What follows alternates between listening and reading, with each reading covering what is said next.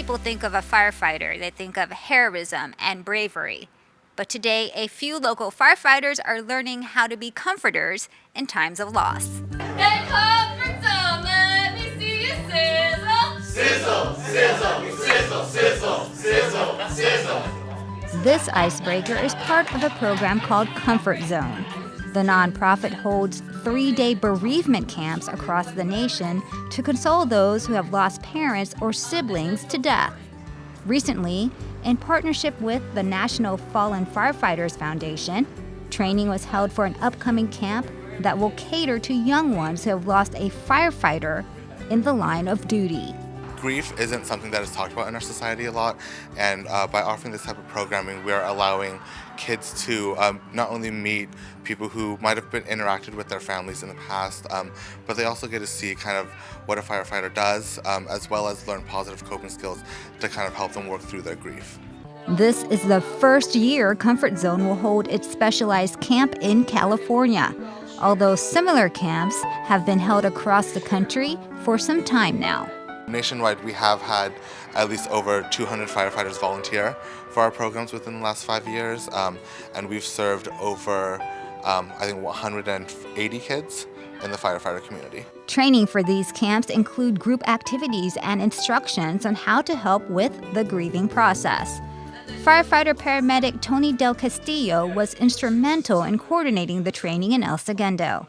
Nothing really prepares you for camp until you actually do it. So I was a little nervous. You know, it was my first camp. I didn't really know how to talk to my little buddy and what, you know, how he was going to be. And so I had a lot of emotions going through me at that time. But once I was there and I was participating and saw what the camp does, and you know, it was incredible. There's no compensation for the firefighters that do this. It's all about wanting to help. We deal with death and, you know, property destruction and things like that. So it's an easy way for us to take what we know here and then use it for someone maybe that's experienced a loss or a death in a different level. Being a first responder, and it could happen to any of us at any time. And it's just knowing that, you know, over 100 firefighters die a year. It's just kind of mind-blowing to realize that these affect their families, their kids. Firefighter-paramedic Don Dennis says he thinks of his own kids when he anticipates what he will do at the camp.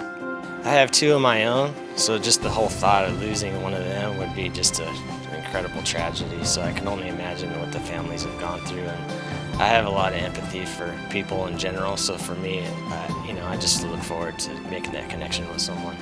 During the camp, firefighters are paired with a child or teenager as a buddy for the weekend, showing support, understanding, and friendship. I'm sure that obviously being a firefighter, I would let my little buddy know that his loved one, his father, that had passed away, he passed away serving others. And that's what we do. I mean, it's hard. Yeah, so I just want him to know that.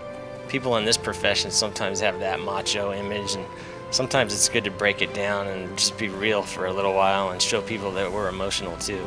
For El Segundo TV, I'm Michelle Mizell Archer.